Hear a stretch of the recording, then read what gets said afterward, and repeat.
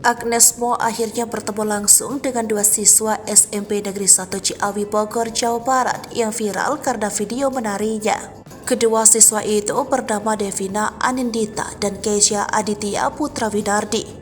Sebelumnya, video Devina dan Keisha menari menjadi viral di media sosial setelah tersebar tangkapan layar percakapan WhatsApp yang menghujat keduanya yang menari. Mereka disebut sebagai generasi muda Indonesia yang dipengaruhi budaya asing. Pengirim pesan dalam tangkapan layar tersebut juga heran karena ada kurikulum dansa dalam ekstrakurikuler. Agnes Mo yang melihat video tersebut kemudian membela Devina dan Keisha, seperti diberitakan Tribun Bogor. Ia menyebut rakyat Indonesia seharusnya bangga memiliki generasi muda seperti Devina dan Keisha yang berprestasi. Agnes Mo mengunggah komentarnya tersebut dalam Instagram story-nya. Ia juga meminta timnya untuk mencari kontak dari kedua siswa SMP itu dan memberi ucapan langsung pada mereka. Agnes Mo bertemu dengan Devina Anindita dan Keisha Aditya Putra Winardi di studio Inventory.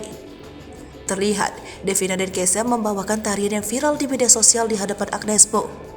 Agnes Mo terlihat bahagia bertemu Devina dan Keisha, serta memberikan ucapan selamat kepada keduanya secara langsung.